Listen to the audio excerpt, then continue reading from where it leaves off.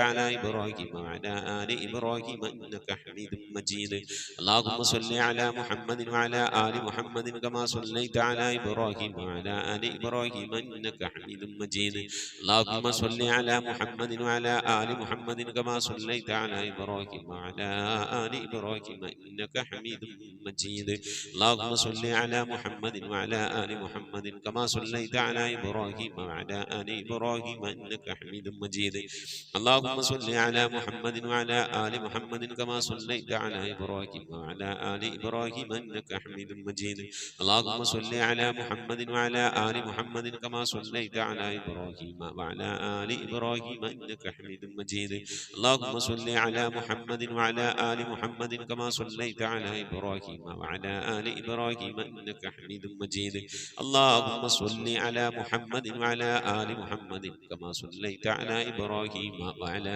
آل إبراهيم إنك حميد مجيد إن شاء الله പ്രിയമുള്ള മുഅ്മിനീങ്ങളെ ഇനി എല്ലാവരും ഖിബിലയിലേക്ക് തിരിഞ്ഞിരിക്കണേ ഹബീബായ പ്രവാചകൻ സല്ലല്ലാഹു അലൈഹി വസല്ലമ തങ്ങളുടെ റൗള ശരീഫ് മനസ്സിലേക്ക് കൊണ്ടുവരണേ എന്നിട്ട് ഹബീബിനെ ഓർത്തുകൊണ്ട് മദീനയുടെ പച്ചക്കുപ്പയുടെ താഴ്വാരത്ത് അന്ത്യവിശ്രമം കൊള്ളുന്ന ലോകത്തിന്റെ രാജകുമാരൻ ഹബീബായ പ്രവാചകൻ സല്ലല്ലാഹു അലൈഹി വസല്ലമ തങ്ങളെ മനസ്സിൽ കണ്ടുകൊണ്ട് ആ ഹബീബിനോട് നമുക്ക് അല്പം സലാം ചൊല്ലാം ആ സലാം ഞാൻ ചൊല്ലിത്തരാം നിങ്ങൾ ഏറ്റു ചൊല്ലണേ الصلاة والسلام عليك يا سيدي يا رسول الله الصلاة والسلام عليك يا سيدي يا حبيب الله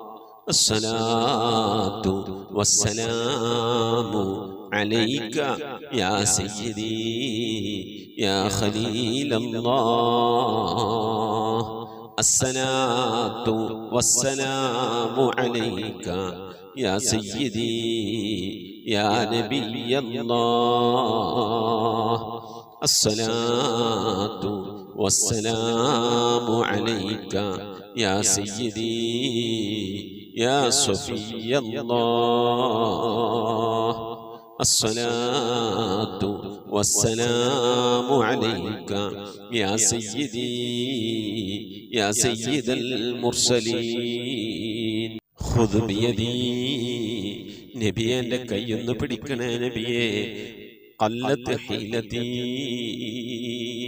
രക്ഷപ്പെടാനുള്ള എൻ്റെ തന്ത്രങ്ങളൊക്കെ കുറവാണ് നബിയെ ഇബാദത്തുകൾ കുറവാണ് നബിയെ എല്ലാം കുറവാണ് നബിയെ അതുകൊണ്ട് എൻ്റെ കൈയൊന്ന് പിടിക്കണേ നബിയെ അതിരിക്കിനി എന്നെ എത്തിക്കണേ നബിയെ മുറാദി എൻ്റെ മുറാദിലേക്ക് അതിരിക്കിനി മുറാദി യാ റസൂലല്ലാഹ് അല്ലാഹുവിൻ്റെ ദൂതനെ എൻ്റെ മുറാദിലേക്ക് എൻ്റെ ഉദ്ദേശത്തിലേക്ക് എൻ്റെ കൈ പിടിച്ചൊന്ന് എത്തിക്കണേ എൻ്റെ മുറാദ് അല്ലാഹുവിനെ കാണലാണ് എൻ്റെ മുറാദ് അല്ലാഹുവിനെ കാണലാണ് ഹബീബിനെ കാണലാണ് സ്വർഗ്ഗലോകത്ത് ഒരുമിച്ച് കൂടലാണ് അതിനുള്ള തന്ത്രങ്ങൾ അതിനുള്ള പ്രവർത്തനങ്ങളൊക്കെ എൻ്റെ കയ്യിൽ കുറവാണ് നബിയെ ആയതുകൊണ്ട് എൻ്റെ കൈയൊന്ന് പിടിച്ച് എന്നൊന്ന് രക്ഷപ്പെടുത്തണേ നബിയേ ചൊല്ലിക്കോളി ഖുദ് ബിയദീ ഖല്ലത്ത് ഹീലതീ അദ്രികിനി മുറാദി യാ റസൂലല്ലാഹ് ഖുദ് ബിയദീ ഖല്ലത്ത് ഹീലതീ أدركني مرادي يا رسول الله خذ بيدي قلت حيلتي أدركني مرادي يا رسول الله അള്ളാഹുവിനെ സ്വീകരിക്കണേ എന്നാ അള്ളാഹുവിനെ കബൂലാക്കണേ എന്നാ ഹബീബിന്റെ പേരിൽ ഞങ്ങൾ ചൊല്ലിയതായ മദ്ഹ് സ്വീകരിക്കണേ എന്നാ ഹബീബായ പ്രവാചകന്റെ പിൻമേലിൽ ഞങ്ങൾ ചൊല്ലിയ സ്വലാത്ത് സ്വീകരിക്കണേ എന്നാ ഹബീബിന്റെ റൗദയിലേക്ക് ഞങ്ങൾ ചൊല്ലിയ സലാമുകൾ അവിടത്തേക്ക് എത്തിച്ചു നൽകണേ അല്ലാ അള്ളാഹു ഹബീബിന്റെ ശഫാഅത്ത് ലഭിക്കുന്നവരുടെ കൂട്ടത്തിൽ ഞങ്ങളെ ഉൾപ്പെടുത്തണേ എന്നാ ഹബീബിന്റെ തൃക്കരങ്ങളിൽ നിന്ന് ഹൗദുൽ കൗസർ വാങ്ങി കുടിക്കാനുള്ള ഭാഗ്യം നൽകുന്നവരുടെ കൂട്ടത്തിൽ ഉൾപ്പെടുത്തണേ രക്ഷപ്പെടുത്തണേ അല്ലാ. ഹബീബിന്റെ പേരിൽ ധാരാളം സ്വലാത്ത് ചെല്ലാനുള്ള മനസ്സ് തൗഫീഖ് നൽകണേ അല്ലാ. ഹബീബ് പറഞ്ഞതനുസരിച്ച് ജീവിക്കാൻ അല്ലാഹു നീ തൗഫീഖ് നൽകണേ അല്ലാ. അല്ലാഹുവേ മരിക്കുന്നതിന് മുമ്പ് ഹബീബിനൊന്ന് കാണാനുള്ള ഭാഗ്യം നൽകണേ അല്ലാ. മതിവരോളം ഹബീബിന്റെ റൗള സന്ദർശിക്കാനുള്ള ഭാഗ്യം നൽകണേ അല്ലാ. അല്ലാഹുവേ റഹ്മാനായ റബ്ബേ മനസ്സറിഞ്ഞുകൊണ്ട് സലാത്ത് സലാം നബിയുടെ പേരിൽ ചെല്ലുന്നവർക്ക് നൽകുന്ന എല്ലാ ഗുണവും അനുഗ്രഹവും ഞങ്ങൾക്ക് നൽകണേ അല്ലാ. ഞങ്ങൾ ഈ മജ്‌ലിസിനെ കബൂലാക്കണേ അല്ലാ. ഖത്മ പൂർത്തിയാക്കാനുള്ള തൗഫീഖ് നൽകണേ അല്ലാ. ഞങ്ങളുടെ മുറാദുകളെ ഹസിലാക്കി നൽകണേ അല്ലാ. രോഗങ്ങൾക്ക് ശിഫ നൽകണേ അല്ലാ. ദുആ കൊണ്ട് വസിയ്യത്ത് ചെയ്തവരുടെ മുറാദുകൾ ഹസിലാക്കി നൽകണേ അല്ലാ. പ്രയാസങ്ങൾ വിഷമങ്ങളൊക്കെ നീക്കി റാഹത്തിലാക്കി നൽകണേ അല്ലാ. ആമീൻ ബിറഹ്മതിക യാ അർഹമർ റഹീമീൻ. അസ്സലാമു അലൈക്കും വറഹ്മത്തുള്ളാഹി വബറകാതുഹു. തഖബ്ബലല്ലാഹ്. അല്ലാഹു റഹ്മാനായ റബ്ബേ, ഞങ്ങൾ ഓതിയ പരിശുദ്ധമായ ഖുർആൻ ശരീഫിനെ നീ സ്വീകരിക്കണേ അല്ലാ. എന്തെങ്കിലും പാകപ്പിഴകളൊക്കെ വന്നവന് വിട്ടുപുറത്ത് മാപ്പാക്കണേ അല്ലാ. ഇതൊക്കെ നാളെ ഞങ്ങളെ ഖബറിലേക്ക് ഉപകരിക്കുന്ന സൽക്രമമാക്കണേ റഹ്മാനെ. അല്ലാഹുവേ, ഞങ്ങളോട് ഓതുന്നതിന് ചെല്ലുന്നതിൻ്റെ മിഥിലെ തവാബിന് ഞങ്ങളിന്ന് മരണപ്പെട്ടുവരുടെ ഖബറിലേക്കൊക്കെ പ്രകാശമായി കണ്ണെത്താ ദൂരത്തേക്ക് ഖബർ വിശാലമാക്കാൻ ഉതകുന്ന രീതിയിലുള്ള സൽക്രമമായി കബൂൽ ചെയ്യണേ റബ്ബേ. ഈ ഖതമ പൂർത്തിയാക്കുന്ന തൗഫീഖ് നൽകണേ റഹ്മാനെ. ഖുർആന്റെ അഹിലുകാരി ഞങ്ങളെ ഉൾപ്പെടുത്തണേ അല്ലാ. റബ്ബേ, ഞങ്ങൾ ഇന്നലെ ചൊല്ലിയ ദിക്റുകളും സ്വലാത്തുകളൊക്കെ നിന്റെ ദർബാറിലേക്ക് വെച്ചുകൊണ്ട് റഹ്മാനായ റബ്ബേ, ഈ വെള്ളിയാഴ്ച സുബഹിസ്കാരം കഴിഞ്ഞ് അൽക്കാഫ് സൂറത്ത് ഓതി സജദ് ഓതി റബ്ബേ നിന്നോട് ദുആ ചെയ്യാണ് റബ്ബേ. ഞങ്ങളെ നീ കബൂലാക്കണേ അല്ലാ. ഞങ്ങളെ മുറാദുകൾ ഹാസിലാക്കി ലോക വിജയികളിൽ ഉൾപ്പെടുത്തി അല്ലാഹുവേ ഞങ്ങളെ നീ കബൂലാക്കണേ റഹ്മാനെ. ആമീൻ യാ റബ്ബൽ ആലമീൻ. പ്രിയമുള്ള മുഅ്മിനീങ്ങളെ, എന്തൊക്കെയാണ് വിശേഷങ്ങൾ? എല്ലാവർക്കും സുഖം തന്നെയല്ലേ? അല്ലാഹു സുബ്ഹാനഹു വ തആല ഇഹത്തിലും പരത്തിലും നമുക്കൊക്കെ സുഖവും സന്തോഷമൊക്കെ നൽകി അനുഗ്രഹിക്കട്ടെ. ആമീൻ യാ റബ്ബൽ ആലമീൻ. ഇന്ന് വെള്ളിയാഴ്ച ദിവസമാണ്. ഇന്നലെ ഒരുപാട് ഉപ്പമാരും ഉമ്മമാരും സഹോദരി സഹോദരന്മാരൊക്കെ ദിക്റ് സലാത്തൊക്കെ ചൊല്ലി ദുആ വസിയത്ത് മജ്‌ലിസിലേക്ക് അയച്ചിട്ടുണ്ട്. ഇൻഷാ അല്ലാഹ് ആദ്യം തന്നെ ഒരു മരണവാർത്തയാണ് പറയാനുള്ളത്. കാസിം ക പുന്നയൂർക്കളം, അവരുടെ അളിയൻ മരണപ്പെട്ടിരിക്കുകയാണ്, കുഞ്ഞിമോൻ ഹാജി. അല്ലാഹു സുബ്ഹാനഹു വ തആല പ്രിയപ്പെട്ട ഹാജിക്ക് മഗ്ഫിറത്ത് നൽകി അനുഗ്രഹിക്കട്ടെ. ഖബറൊക്കെ വിശാലമാക്കി കൊടുക്കട്ടെ. നമ്മളുടെ ചൊല്ലുന്നതിൻ്റെയും ഓതുന്നതിൻ്റെ ഒക്കെ മിഥിലെ ഥവാബിനെ അവിടെയൊക്കെ ഹദറത്തിലേക്ക് അല്ലാഹു എത്തിച്ച് നൽകി അനുഗ്രഹിക്കട്ടെ. കഴിയുന്ന ആളുകളൊക്കെ കാസിം ക പുന്നയൂർക്കളം പണ്ടേ മുതൽ നമ്മുടെ ഖത്മുൽ ഖുർആൻ മജ്‌ലിസിലുള്ള ഒരു പ്രിയപ്പെട്ട സഹോദരനാണ്. കഴിയുന്ന ആളുകളൊക്കെ ഒരു ഫാത്തിഹ ഓതി, ഒരു 11 സൂറത്തുൽ ഇഖ്ലാസ് ഓതി പ്രിയപ്പെട്ട ആ കുഞ്ഞുമോൻ ഹാജി എന്ന് പറയുന്ന സഹോദരന് വേണ്ടി ഓതി ഹദിയ ചെയ്യണം. ഞാൻ ചുരുങ്ങിയതാണ് പറഞ്ഞത്. 100 ചെല്ല ഓതാൻ പറ്റണം, 100 ഓതുക, 100 ദിക്ർ, 100 ഇഖ്ലാസ് സൂറത്ത് ഞങ്ങളെ കൊണ്ട് എന്താണ് കഴിയുന്നത് അതൊക്കെ ഓതി അദ്ദേഹത്തിന് വേണ്ടി ഹദിയ ചെയ്യണം. അല്ലാഹു സുബ്ഹാനഹു വ തആല പ്രിയപ്പെട്ട ഹാജിയർക്ക് അല്ലാഹു മഗ്ഫിറത്ത് നൽകി അനുഗ്രഹിക്കട്ടെ. ആമീൻ. അതുപോലെ ഐഷ കോടങ്ങാട് 42,000 സലാത്ത് ചൊല്ലിയിട്ടുണ്ട്. അവരെല്ലാവരും കൂടി കുടുംബത്തിലെല്ലാവരും കൂടി ചെല്ലുന്നതാണ്. അല്ലാഹു സ്വീകരിക്കട്ടെ. അർഹമായ പ്രതിഫലം ഹത്തിലും പരത്തിലും നൽകി അനുഗ്രഹിക്കട്ടെ. ആമീൻ. താജുൻ നിസ ബീവി സലാത്ത് 6,000, ദിക്ർ 1000, ഇസ്തിഗ്ഫാർ 1200. മനസ്സിൽ ഒത്തിരി പ്രയാസങ്ങളുണ്ട്, അതൊക്കെ നീങ്ങി കിട്ടാൻ വേണ്ടി ദുആ വസിയത്ത്. സുനിത സാലിം 21,313 സലാത്ത്. അസ്മ മലപ്പുറം 2000 സലാത്ത്. മകന്റെ വിസയുടെ കാര്യം ശരിയാകാനും മരണപ്പെട്ടവർക്കൊക്കെ വേണ്ടി പ്രത്യേകം ദുആ വസിയത്തുണ്ട്. ഖദീജ ഒടക്കാലി 14,000 സലാത്ത്, 4,300 ദിക്ർ പ്രത്യേകം ദുആ വസിയത്തുണ്ട്. സുബൈദ കോയ ചെറുവട്ടൂര് വാട്സപ്പ് കൂട്ടായ്മയിലൂടെ 40,000 സലാത്തും 40,000 ദിക്റും ചൊല്ലിയിട്ടുണ്ട്. അല്ലാഹു സുബ്ഹാനഹു വ തആല സ്വീകരിക്കട്ടെ. അവര്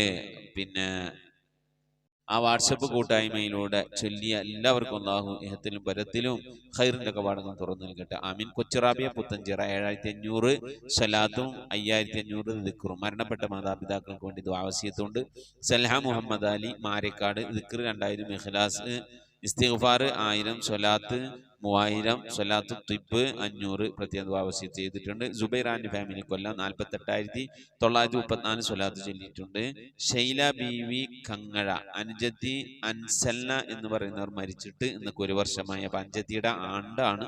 അല്ലാഹു മഗ്ഫിറത്ത് നൽകി അനുഗ്രഹിക്കട്ടെ. ഖബറൊക്കെ അല്ലാഹു വിശാലമാക്കി കൊടുക്കട്ടെ. 16,000 ദിക്റും 1,500 സലാത്തുൽ ഫാത്തിഹയും ഓതിയിട്ടുണ്ട്.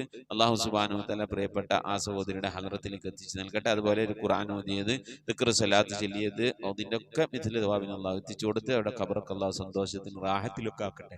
ആമീൻ യാ റബ്ബൽ ആലമീൻ. അതുപോലെ ഐഷ അബു കുറ്റിപ്പാല 10,000 സലാത്ത്, കിട്ടാനുള്ള പൈസകൾ കിട്ടാനും കടം വീടാനൊക്കെ പ്രത്യേകം ദുആവസിയത്ത് ചെയ്തിട്ടുണ്ട്. റംല കാസർഗോഡ് 5000 സലാത്ത് 200 സലാത്തുൽ ഫാത്തിഹ് ഓതിയിട്ടുണ്ട്. പള്ളിക്കര ബസാർ ആയിഷ ബീവി 18500 സലാത്ത് തഹ്ലീൽ ഇസ്തിഗ്ഫാർ ഇഖ്ലാസ് ഒക്കെ ഓതിയിട്ടുണ്ട്. മരണപ്പെട്ട മാതാപിതാക്കൾക്ക് ഭർത്താവിനും ഒക്കെ മഗ്ഫിറത്തിന് വേണ്ടി ദുആവസിയത്ത്, അസുഖങ്ങൾ മാറാൻ, അവർക്ക് സുജൂദ് ചെയ്യാൻ അത്തഹിയ്യാത്തിന് ഇരിക്കാനൊക്കെ പ്രയാസമുണ്ട്, അസുഖമൊക്കെ മാറി റമദാൻ ആകുമ്പത്തിനൊക്കെ റാഹത്താകാനൊക്കെ വേണ്ടി പ്രത്യേകം ദുആവസിയത്ത് ചെയ്തിട്ടുണ്ട്. നബീസ കിഴക്കഞ്ചേരി സ്വലാത്ത് 8000 ദിക്ർ 4300. മകൾക്കും മരുമകനും പനിയാണ്, അസുഖമൊക്കെ മാറാനൊക്കെ വേണ്ടി പ്രത്യേകം ദുആവസിയത്ത്, മരണപ്പെട്ടവർക്കൊക്കെ വേണ്ടി പ്രത്യേകം ദുആവസിയത്ത് ചെയ്തിട്ടുണ്ട്. ആമിന തളിക്കുളം 5000 സ്വലാത്ത് മുറാദ് ഹാസിലാക്കാൻ വേണ്ടി ദുആവസിയത്ത്. റിഹാന തെറാപ്പിസ്റ്റ് 5000 സ്വലാത്ത് മുറാദ് ഹാസിലാക്കാൻ ദുആവസിയത്ത്. ഫാത്തിമ വേങ്ങര 3500 സ്വലാത്ത്. സലാത്തുൽ ഉമ്മ് ആദമു സ്വലാത്ത് കഞ്ചുൽ അർഷ് ഇതൊക്കെ എന്ത് ചെയ്തിട്ടുണ്ട്, അവർ ഓതിയിട്ടുണ്ട്. അമലുകളൊക്കെ അള്ളാഹ് സ്വീകരിക്കാനും മുറാദ് ഹാസിലാക്കാനൊക്കെ ദുആവസിയത്ത് ചെയ്തിട്ടുണ്ട്. അതുപോലെ അയൽവാസി ഇന്നലെ രാത്രി മരണപ്പെട്ടു, ഒരു പുരുഷനാണ്. ഇന്നാ ലില്ലാഹി വ ഇന്നാ ഇലൈഹി റാജിഊൻ. അല്ലാഹുമ്മ ഗ്ഫിർ ലഹു വർഹംഹു. അല്ലാഹു മഗ്ഫിറത്ത് നൽകട്ടെ, ഖബറൊക്കെ വിശാലമാക്കി നൽകട്ടെ, ആമീൻ. മഗ്ഫിറത്തിന് വേണ്ടി ദുആവസിയത്ത് ചെയ്തിട്ടുണ്ട്. അപ്പൊ കാസിം കാട അലിന് വേണ്ടി ചെല്ലുന്നതിന്റെ കൂട്ടത്തിൽ ഇദ്ദേഹത്തെ ഉൾപ്പെടുത്തണം. അല്ലാഹുവർക്കൊക്കെ മഗ്ഫിറത്ത് നൽകട്ടെ, ആമീൻ. ഫാത്തിമ ബീവി കൊല്ലം, ഞാനും എൻ്റെ 2 സഹോദരങ്ങളും ജ്യേഷ്ഠത്തിയുടെ മകളും അപ്പച്ചിയുടെ മകളും കൂടി 36,000 സ്വലാത്ത് ചൊല്ലിയിട്ടുണ്ട്. അപ്പച്ചിയുടെ മകൾക്ക് രാത്രി ഉറക്കമില്ലാതെ പ്രയാസപ്പെടുന്നു, റാഹത്തായി ഉറക്ക് കിട്ടാനൊക്കെ വേണ്ടി പ്രത്യേകം ദുആവസിയത്ത് ചെയ്തിട്ടുണ്ട്. റംല അലിയാർ ചെറുവട്ടൂർ വാട്സപ്പ് കൂട്ടായ്മയിലൂടെ 57,500 സ്വലാത്തും 30,300 ദിക്റും 48 യാസീൻ ഓതിയിട്ടുണ്ട്. അവര് ഗുളിക കഴിച്ചിട്ടാണ് ഉറങ്ങുന്നത്. അപ്പൊ ഗുളിക കഴിക്കാതെ, മരുന്ന് കഴിക്കാതെ റാഹത്തുള്ള ഉറക്കം കിട്ടാൻ, മനസ്സിന് സന്തോഷമുള്ള സ്ഥലം കിട്ടാൻ വേണ്ടി പ്രത്യേകം ദുആവസിയത്ത് ചെയ്തിട്ടുണ്ട്. ജ്യേഷ്ഠത്തിയുടെ മരുമകന് കീമ ചികിത്സ നടന്നുകൊണ്ടിരിക്കുകയാണ്. ഇന്ന് സ്കാനിങ് ഉണ്ട്. സ്കാനിങ്ങിന് റിപ്പോർട്ടൊന്നും ബുദ്ധിമുട്ടില്ലാതൊക്കെ റാഹത്താകാനൊക്കെ വേണ്ടി പ്രത്യേകം ദുആവസിയത്ത് ചെയ്തിട്ടുണ്ട്. അല്ലാഹു സലാമത്ത് എനിക്ക് ഖൈറിലാക്കി നൽകട്ടെ, ആമീൻ. ആ വാട്സപ്പ് കൂട്ടായ്മയിലൂടെ ചെല്ലിയ ദിക്ർ സ്വലാത്തൊക്കെ ചൊല്ലിയ എല്ലാവരെയും അല്ലാഹു കബൂൽ ചെയ്യട്ടെ, ആമീൻ. സഫീറ കുർമത്തൂർ 70,000 ദിക്ർ. മകന്റെ കാലിലെ മുഴ പരിപൂർണമായി മാറാനും അടുത്ത സ്കാനിങ്ങിൽ ഒന്നുമില്ലാതിരിക്കാനൊക്കെ വേണ്ടി പ്രത്യേകം ദുആവസിയത്ത്. അപ്പൊ ഇങ്ങനെ മുഴ വന്നപ്പോ നേർന്നതാണ്, അവരൊക്കെ ചൊല്ലി തീർത്തിട്ടുണ്ട്. പ്രത്യേകം ദുആവസിയത്ത്. അല്ലാഹു സുബ്ഹാനഹു വ തആല പ്രിയപ്പെട്ട മകന്റെ കാലിന്റെ മുഴ രോഗം അസുഖമൊക്കെ പ്രയാസങ്ങളൊക്കെ നീക്കി അല്ലാഹു ഖൈറും റാഹത്തിലൊക്കെ ആക്കി നൽകട്ടെ, ആമീൻ. റംല ഇരിങ്ങാവൂർ 2000 സ്വലാത്ത്. നബീസക്കുട്ടി അകലാട് 3500 സ്വലാത്ത് 3000 ദിക്ർ. തണ്ടൽ വേദന മാറാനും ശരീരത്തിന് ആഫിയത്ത് ആരോഗ്യമൊക്കെ ഉണ്ടാക്കാൻ വേണ്ടി ദുആവസിയത്ത് ചെയ്തിട്ടുണ്ട്. അതുപോലെ ഇന്നലെ നാലകത്ത് തറവാട്, എൻ്റെ ഉമ്മാന്റെ തറവാടാണ്, ഉമ്മാന്റെ കുടുംബാണ് നാലകത്ത്. അവരെല്ലാവരും കൂടി എൻ്റെ വീടിന്റെ ഭാഗത്തുള്ള ഒരു 10-60 കുടുംബങ്ങൾ ഉണ്ട്. അവരെല്ലാവരും കൂടി മാസത്തിൽ ഒരു മജ്ലിസ് നടത്തും. അതാണ് മാസാന്ത്യ ദിക്ർ ദുആ മജ്ലിസ് എന്ന് പറഞ്ഞിട്ട് ഇടയ്ക്ക് ലൈവ് വരാറുള്ളത്. ഇന്നലെ ലൈവ് ഉണ്ടായിരുന്നു. അപ്പോ അവരെല്ലാവരും കൂടിയിട്ട് 1,54,925 ദിക്ർ ചൊല്ലിയിട്ടുണ്ട്. 2,12,50 സ്വലാത്ത് ചൊല്ലിയിട്ടുണ്ട്. 3 ഖത്തം ഓതിയിട്ടുണ്ട്. പ്രത്യേകം ദുആവസിയത്ത് എല്ലാവരും ചൊല്ലിയിട്ടുണ്ട്. അല്ലാഹു സ്വീകരിക്കട്ടെ, കബൂൽ ചെയ്യട്ടെ. ആ വാട്സപ്പ് കൂട്ടായ്മയിലൂടെ ആരൊക്കെ ഒരുമിച്ച് കൂടി ദിക്ർ സ്വലാത്തുകൾ ഖുർആൻ പാരായണം നടത്തുന്ന ഒക്കെ അല്ലാഹു കബൂൽ ചെയ്ത് അനുഗ്രഹിക്കട്ടെ. നമ്മിൽ നിന്ന് മരിച്ചവരുടെ ഖബറിലേക്ക് അതിന്റെ മിസ്ലതാവിന് അല്ലാഹു എത്തിച്ചു നൽകട്ടെ, ആമീൻ. ആരിഫ ഇസ്മായിൽ ദിക്ർ 6,000 സ്വലാത്ത് 7,000. മരണപ്പെട്ടവർക്കൊക്കെ വേണ്ടി മരണപ്പെട്ടവർക്ക് വേണ്ടി പ്രത്യേകം ദുആവസിയത്ത്. അതുപോലെ അല്ലാഹുവർക്കൊക്കെ മഗ്ഫിറത്ത് നൽകട്ടെ, ഖബർ വിശാലമാക്കി കൊടുക്കട്ടെ. ആരിഫ ഇസ്മായിൽ ആക്കിബത്ത് നന്നാവാനും ദുആവസിയത്ത് ചെയ്യുന്നു. അല്ലാഹു നമ്മളൊക്കെ ആക്കിബത്ത് നന്നാക്കി റാഹത്തിലാക്കി തരട്ടെ, ആമീൻ. റംലത്ത് പാലക്കാട് 13,000 സ്വലാത്ത് മരണപ്പെട്ടു പോയവർക്ക് വേണ്ടി പ്രത്യേകം ദുആവസിയത്ത് ചെയ്തിട്ടുണ്ട്. അല്ലാഹു സുബ്ഹാനഹു വ തആല മരണപ്പെട്ടവർക്ക് മഗ്ഫിറത്ത് നൽകി അനുഗ്രഹിക്കട്ടെ. അതുപോലെ തന്നെ മരുമകൾക്ക് PSC എക്സാം ഉണ്ട്, അതൊക്കെ നല്ല മാർക്കോടുകൂടി ഒക്കെ പാസ്സാക്കാൻ വേണ്ടി ദുആവസിയത്ത് ചെയ്തിട്ടുണ്ട്. അല്ലാഹു ഉന്നത വിജയം നൽകി അനുഗ്രഹിക്കട്ടെ, ആമീൻ. അമാൻ വെളിയങ്കോട് ഒരുപാട് ആളുകൾ ദുആവസിയത്ത് ചെയ്തിട്ടുണ്ട്. എന്നെ കുടുംബത്തെ ദുആയിൽ ഉൾപ്പെടുത്തണേ, മരിച്ചവർക്ക് വേണ്ടി ദുആർക്കണേ. അതുപോലെ തന്നെ രോഗങ്ങൾ മാറാൻ, മുറാദ് ഹാസിലാകാൻ, പ്രയാസങ്ങൾ വശങ്ങൾ കരകയറാൻ, കടം വീടാൻ, റാഹത്തായ ജോലി കിട്ടാൻ, വിസിറ്റിങ്ങിന് പോകുന്നവരുണ്ട്, ശമ്പളമില്ലാതെ പ്രയാസപ്പെടുന്നവർ, വിസ അടിച്ച് കിട്ടാതെ വിഷമിക്കുന്നവർ, ഇങ്ങനെ തുടങ്ങി ഒരുപാട് ആളുകൾ ഉംറക്ക് പോയവരുണ്ട്, ഹജ്ജിന് പോകാൻ ആഗ്രഹിക്കുന്നവരുണ്ട്. ഇങ്ങനെ തുടങ്ങി വീടും ഇതൊക്കെ ജപ്തിയായവരുണ്ട്. ഒരുപാട് പ്രയാസങ്ങൾ ദുനിയാവിലും അനുഭവിക്കുന്ന, വിഷമങ്ങൾ അനുഭവിക്കുന്ന, സാമ്പത്തിക, ശാരീരിക, മാനസിക പ്രയാസങ്ങൾ അനുഭവിക്കുന്ന പലവരും ദുആവസിയത്ത് ചെയ്തിട്ടുണ്ട്. അള്ളാഹു എല്ലാവർക്കും സലാമത്തും റാഹത്തൊക്കെ നൽകി അനുഗ്രഹിക്കട്ടെ. ആമീൻ. നമ്മിൽ നിന്ന് മരണപ്പെട്ടവർക്ക് അള്ളാഹു മഗ്ഫിറത്ത് നൽകട്ടെ. മരണപ്പെട്ടവരെ പേരിൽ അള്ളാഹ് നമുക്ക് ഇഖ്ലാസ്, മുഹബ്ബത്ത്, ഫാത്തിഹ ഓതി ദുആയിലേക്ക് പ്രവേശിക്കാം. അൽ ഫാത്തിഹ. أعوذ بالله من الشيطان الرجيم. بسم الله الرحمن الرحيم. الحمد لله رب العالمين الرحمن الرحيم مالك يوم الدين إياك نعبد وإياك نستعين اهدنا الصراط المستقيم صراط الذين أنعمت عليهم غير المغضوب عليهم ولا الضالين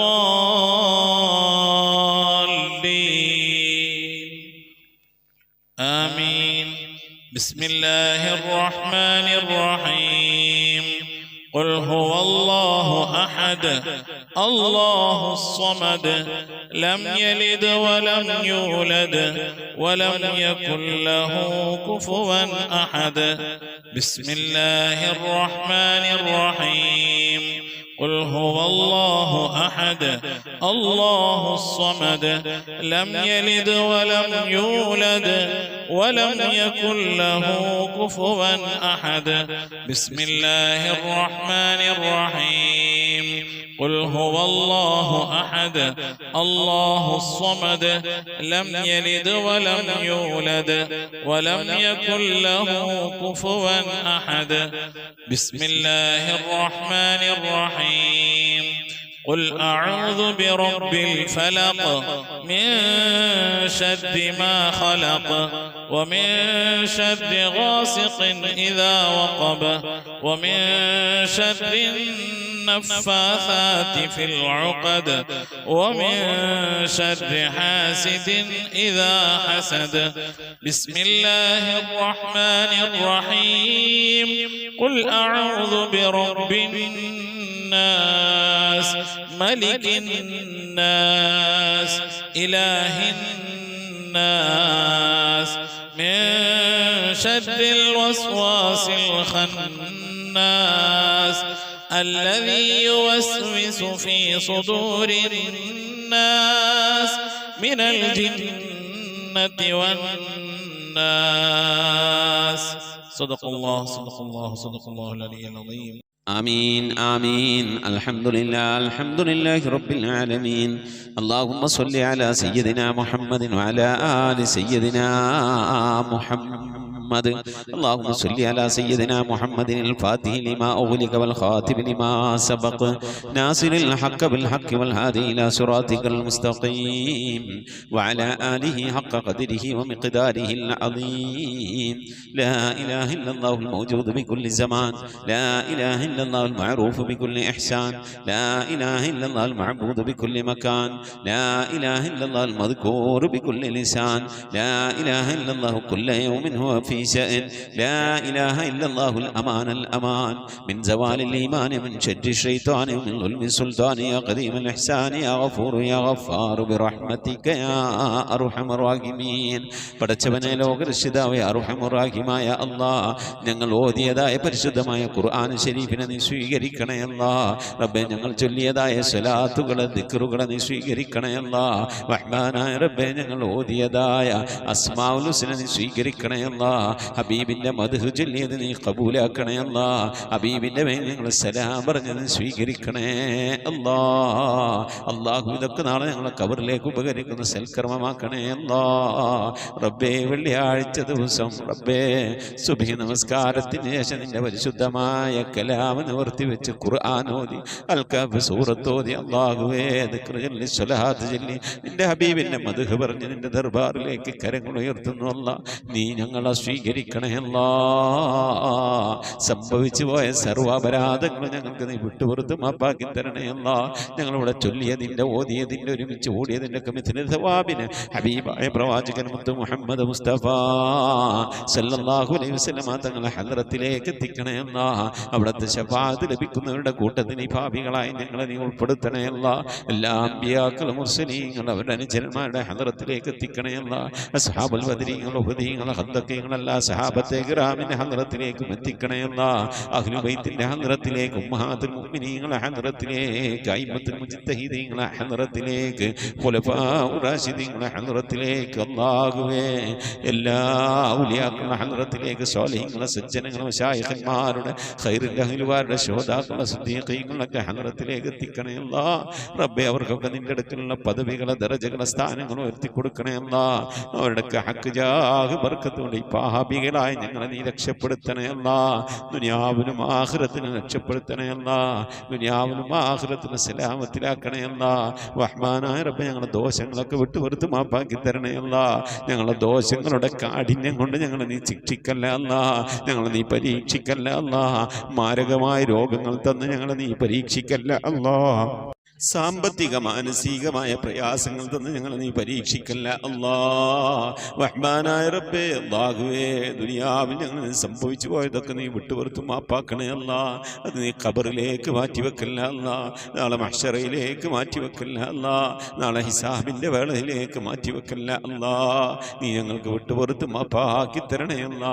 ഒരു മനുഷ്യൻ ഖബറിൽ നിന്ന് രക്ഷപ്പെട്ടാൽ ദുനിയാവിൽ നിന്ന് ആഖിറത്തിലേക്കുള്ള കടമ്പ കടക്കുന്നതിന് ആദ്യത്തെ കടമയാണ്, ആദ്യത്തെ തടസ്സമാർഗമാണ് ഖബർ എന്ന് പറയുന്നത്. ഖബറിൽ നിന്ന് രക്ഷപ്പെട്ടാൽ അവൻ എല്ലാ സ്ഥലത്തു നിന്ന് രക്ഷപ്പെടുമെന്ന. അതുകൊണ്ട് റബ്ബേ ഞങ്ങളെ ഖബറിൽ നിന്ന് രക്ഷപ്പെടുത്തണേ അല്ലാ. അല്ലാഹു ഞങ്ങളോട് ചൊല്ലിയതിൻ്റെ ഓതിയതിൻ്റെ ഒരുമിച്ച് കൂടിയതിൻ്റെ ഒക്കെ മിഥില സവാബിന് ഞങ്ങളുടെ മരണപ്പെട്ടു പോയി ഉമ്മയുടെ ഹദ്റത്തിലേക്ക്, ഉപ്പയുടെ ഹദ്റത്തിലേക്ക്, ഭാര്യയുടെ ഹദ്റത്തിലേക്ക്, ഭർത്താവിൻ്റെ ഹദ്റത്തിലേക്ക്, സന്താനങ്ങളുടെ ഹദ്റത്തിലേക്ക്, പേരമക്കളുടെ ഹദ്റത്തിലേക്ക്, വല്യപ്പമാരുടെ വല്യമ്മമാരുടെ ഹദ്റത്തിലേക്ക്, റഹ്മാനായ റബ്ബേ സഹോദരി സഹോദരന്മാരുടെ ഹദ്റത്തിലേക്ക് ഞങ്ങളുമായി അങ്ങനെ ബന്ധപ്പെട്ട പലവരും മരിച്ചു പോയിരിക്കുന്നു അല്ലാ. ഉമ്മ വഴിക്ക് ഉപ്പ വഴിക്ക് കൂട്ടുകുടുംബാദികൾ ബന്ധുമിത്രാദികൾ പലവരും മരണപ്പെട്ടു പോയിട്ടുണ്ട് അല്ലാ. അവരുടെയൊക്കെ ഹദ്റത്തിലേക്ക് നിന്റെ മിഥില സവാബിന് എത്തിക്കണേ അല്ലാ. അവരൊക്കെ ഓർത്തുകൊണ്ട് ഞങ്ങൾ ഈ വെള്ളിയാഴ്ച ദിവസം ഒരുമിച്ച് കൂടി ചൊല്ലിയതിൻ്റെ ഓതിയതിൻ്റെ ഒക്കെ മിഥില സവാബ് കണ്ടുകൊണ്ട് അവർക്ക് വേണ്ടി ദുആ ചെയ്ത് അവരുടെ ഖബറിലേക്ക് ഹദിയാക്കും. അതിൻ്റെ ഒക്കെ പ്രതിഫലം ഖബറിലേക്ക് എത്തുമ്പോൾ ഈ പ്രതിഫലമൊക്കെ കണ്ടുകൊണ്ട് പ്രിയപ്പെട്ടവർക്ക് സന്തോഷിക്കാനുള്ള തൗഫീഖ് നൽകണേ അല്ലാ. നാളെ ഞങ്ങളുടെ ഖബറിലേക്കുള്ള സന്തോഷമാക്കണേ അല്ലാ. ഞങ്ങളെ ചൊല്ലിയതിന് ഒരുമിച്ച് കൂട്ടിയതിനൊക്കെ റഹ്മാനായ റബ്ബേ നിന്റെ മഹദ് കൊണ്ട് അല്ലാ ഞങ്ങളിൽ നിന്ന് മരണപ്പെട്ടു പോയ ഖബർ നീ സന്തോഷത്തിലാക്കി കൊടുക്കണേ അല്ലാ. കണ്ണെത്താ ദൂരത്തേക്ക് ഖബർ നീ വിശാലമാക്കി കൊടുക്കണേ അല്ലാ. എന്തെങ്കിലും വിധ പ്രയാസങ്ങൾ വശമുള്ള ഖബറിൽ അനുഭവിക്കുന്നുവെങ്കിൽ പ്രിയപ്പെട്ടവർക്ക് നീ സലാമത്ത് നൽകണേ അല്ലാ. നിന്റെ കൃപയുടെ കാരുണ്യത്തിൻ്റെ വിട്ടുവീഴ്ചയുടെ മഗ്ഫിറത്തിൻ്റെ കവാടങ്ങൾ ഒരു ഖബറിലേക്ക് തുറന്നെടുത്തുകൊണ്ട് അവിടെ നീ സന്തോഷത്തിലാക്കണേ അല്ലാ. റഹ്മാനായ റബ്ബേ അല്ലാഹുവേ ഈ മഹത്തായ മജ്ലിസിൽ ദുആ കൊണ്ട് വസിയത്ത് ചെയ്ത എൻ്റെ പ്രിയപ്പെട്ട ഉപ്പമാർ ഉമ്മമാർ സഹോദരി സഹോദരന്മാർ എല്ലാവരെയും മുറാദുകളെ ഹാസിലാക്കണേ അല്ലാ.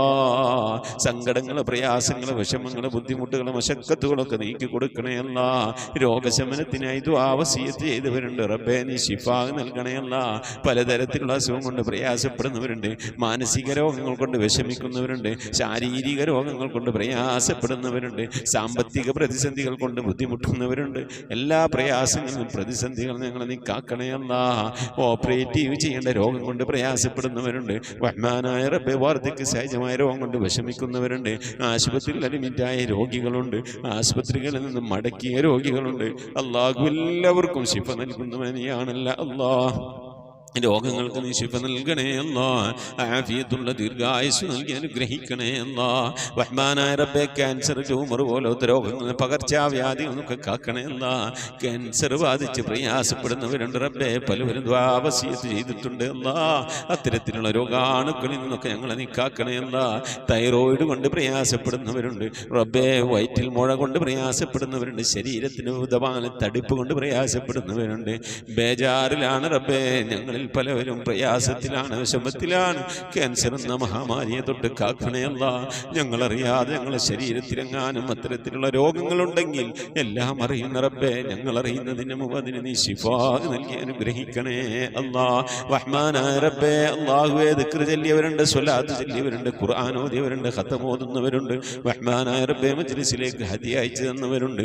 എല്ലാവരെയും നീ കബൂലാക്കണേ അല്ലാ, നീ സ്വീകരിക്കണേ അല്ലാ. ഖുർആന്റെ അഹലുകാരെ ഞങ്ങളെ നീ ഉൾപ്പെടുത്തണേ അല്ലാ. റഹ്മാനായ റബ്ബേ, ഖുർആൻ നെഞ്ചോട് ചേർത്ത് പിടിക്കാൻ നീ തൗഫീഖ് നൽകണേ അല്ലാ. ദുആ കൊണ്ട് വസിയത്ത് ചെയ്ത പ്രിയപ്പെട്ട എല്ലാവരെയും നീ കബൂലാക്കണേ അല്ലാ. ഈ മജ്ലിസിന്റെ ലിങ്കുകൾ മറ്റുള്ളവരിലേക്ക് അയച്ചു കൊടുത്തുകൊണ്ട് പരിശുദ്ധ ഖുർആന്റെ തീരത്തേക്ക് ആളുകളെ ക്ഷണിക്കുന്നവരുണ്ട് റബ്ബേ. അതുപോലെ ഓരോ ആഴ്ചയും ദിക്റുകൾ ചൊല്ലി സ്വലാത്തുകൾ ചൊല്ലി എണ്ണി രേഖപ്പെടുത്തി വെച്ചുകൊണ്ട് വെള്ളിയാഴ്ചത്തെ മജ്ലിസിൽ ദുആ ചെയ്യാൻ വേണ്ടി വ്യാഴാഴ്ച ആകുമ്പോഴേക്കും വാട്സപ്പിലൂടെ അയച്ചുകൊണ്ട് ദുആ വസിയത്ത് ചെയ്യുന്ന എൻ്റെ പ്രിയപ്പെട്ട ഉപ്പമാർ, ഉമ്മമാർ, വല്ലിപ്പമാർ, വല്യമ്മമാർ, സഹോദരി സഹോദരന്മാർ എല്ലാവരെയും നീ കബൂലാക്കണേ അല്ലാ. റഹ്മാനായ റബ്ബേ, ദുആ കൊണ്ട് വസിയത്ത് ചെയ്ത എൻ്റെ പ്രിയപ്പെട്ടവർ പലവരും കടം കൊണ്ട് വിഷമിക്കുന്നവരാണ്. നീ സലാമത്ത് നൽകണേ അല്ലാ. മക്കളില്ലാതെ സങ്കടപ്പെടുന്നവരുടെ സ്വാലിഹ്യങ്ങളായ മക്കളെ നൽകണേ അല്ലാ.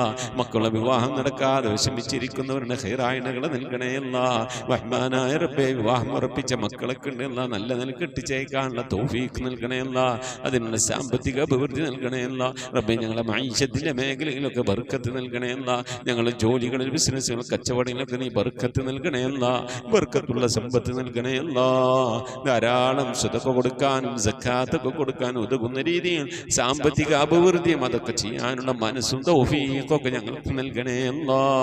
റഹ്മാനായ റബ്ബേ, വാടക വീട്ടിൽ താമസിക്കുന്നവരുണ്ട്, സ്വന്തമായി മണ്ണില്ലാത്തവരുണ്ട്, സ്വന്തമായി വീടില്ലാത്തവരുണ്ട്. അല്ലാഹു, ഇതൊന്നും നിനക്കൊരു പ്രശ്നമല്ലല്ല അല്ലാ. വീടില്ലാത്തവർക്ക് വീട് നൽകണേ അല്ലാ. വീട് പണി തുടങ്ങി വെച്ചവർക്ക് പൂർത്തിയാക്കി കൊടുക്കണേ അല്ലാ. ജോലിയില്ലാതെ പ്രയാസപ്പെടുന്നവരുടെ വിദേശത്തും സ്വദേശത്തും ഉണ്ട്, വിസ കിട്ടാതെ, അക്കാമ കിട്ടാതെ, ലൈസൻസ് കിട്ടാതെ ഒക്കെ പ്രയാസപ്പെടുന്നവർ അല്ലാഹു നീ സലാമത്തിലാക്കണേ അല്ലാ. ശത്രുതകളിൽ നിന്ന്, സിഹ്റുമാരണങ്ങളിൽ നിന്ന്, ശൈത്വാനിയത്തിന്റെ ജിന്നിഫ്രീത്ത് റുഹാനിയത്തിന്റെ ഉപദ്രവങ്ങളിൽ നിന്നൊക്കെ കാക്കണേ അല്ലാ. മഖ്ബൂലും മബ്റൂറുമായ ഹജ്ജും ഉംറയും മർദിയായ സിയാറത്തൊക്കെ ചെയ്യാനുള്ള തൗഫീഖ് നൽകണേ അല്ലാ. ഹജ്ജ് ചെയ്യാതെ, ഉംറ ചെയ്യാതെ, പുന്നാര ഹബീബിന്റെ റൗള സിയാറത്ത് ചെയ്യാതെ ദുനിയാവിൽ നിന്ന് വിട പറയേണ്ട ഒരവസ്ഥയിലേക്ക് ഞങ്ങളെ നീ എത്തിക്കല്ല അല്ലാ. മരിക്കുന്നതിന് മുമ്പ് ഹബീബായ പ്രവാചകൻ മുത്ത് മുഹമ്മദ് മുസ്തഫ സല്ലല്ലാഹു അലൈഹി വസല്ലം തങ്ങളുടെ പുന്നാര പൂമുഖം ഇങ്ങനെ ദർശിച്ചുകൊണ്ട് ദിക്ർ ചൊല്ലി സ്വർഗം കണ്ട് ലാ ഇലാഹ ഇല്ലല്ലാഹ് എന്ന് അല്ലാഹു ഉറക്കനെ ചൊല്ലിക്കൊണ്ടൊരു വെള്ളിയാഴ്ച രാവിലോ, അല്ലാഹു ഇതുപോലെ ഒരു വെള്ളിയാഴ്ച പകലിലോ ഈ ദുനിയാവിൽ നിന്ന് വിട പറയാൻ ഞങ്ങൾക്ക് തൗഫീഖ് നൽകണേ അല്ലാ. ഞങ്ങളെ സക്കറാത്ത് എളുപ്പമാക്കി തരണേ അല്ലാ. മരണം നന്നാക്കി തരണേ അല്ലാ. ബിഹഖി മുഹമ്മദിൻ സല്ലല്ലാഹു അലൈഹി വസല്ലം വആലി മുഹമ്മദിൻ സല്ലല്ലാഹു അലൈഹി വസല്ലം വസ്ഹാബി മുഹമ്മദിൻ സല്ലല്ലാഹു അലൈഹി വസല്ലം. റബ്ബനാ ആതിനാ ഫിദ്ദുനിയാ ഹസനതൻ വഫിൽ ആഖിറതി ഹസനതൻ വഖിനാ അദാബന്നാർ. റബ്ബനാ ഇഗ്ഫിർ ലനാ വർഹംനാ വലിവാലിദീനാ വലിമൻ മാതു മിന്നാ യാ ഗാഫിറൽ മുദ്നിബീൻ. ആമീൻ ബിറഹ്മതിക യാ അർഹമർ റഹീമീൻ. സല്ലല്ലാഹു തആല വസല്ലം അലാ ഖൈരി ഖൽഖി സയ്യിദിനാ മുഹമ്മദിൻ വആലിഹി വസഹ്ബിഹി അജ്മഈൻ. സുബ്ഹാന റബ്ബിക റബ്ബിൽ ഇസ്സതി അമ്മാ യസിഫൂൻ വസലാമുൻ അലൽ മുർസലീൻ വൽഹംദുലില്ലാഹി റബ്ബിൽ ആലമീൻ. ബിഫദ്ലിഹി സല്ലല്ലാഹു അലാ മുഹമ്മദ് സല്ലല്ലാഹു അലൈഹി വസല്ലം. സല്ലല്ലാഹു അലാ മുഹമ്മദ് സല്ലല്ലാഹു അലൈഹി വസല്ലം. അല്ലാഹുമ്മ സ്വല്ലി അലാ മുഹമ്മദ് യാ റബ്ബി സ്വല്ലി അലൈഹി വസല്ലം വസല്ലി അലാ ജമീൽ അംബിയാഇൽ മുർസലീന വൽഹംദുലില്ലാഹി റബ്ബിൽ ആലമീൻ. ആമീൻ. തഖബ്ബലല്ലാഹ്. മുഅ്മിനീങ്ങളെ, അടുത്ത വ്യാഴാഴ്ച ആകുമ്പോഴേക്കും പരമാവധി ദിക്ർ സലാത്തുകളൊക്കെ ചൊല്ലി എഴുതി രേഖപ്പെടുത്തി വെക്കണം ഇൻഷാ അല്ലാഹ്. എന്നിട്ട് വ്യാഴാഴ്ച ഇശാ ആകുമ്പോഴേക്കും നമ്മൾ മജ്ലിസിലേക്ക് അയക്കണമെന്ന് ഓർമ്മപ്പെടുത്തുന്നു. നിങ്ങളുടെ വിലയേറിയ ദുആയിൽ ഈ പാവപ്പെട്ട എന്നെയും കുടുംബത്തെ ഉൾപ്പെടുത്തണം. അസ്സലാമു അലൈക്കും വറഹ്മത്തുള്ളാഹി വബറകാതുഹു.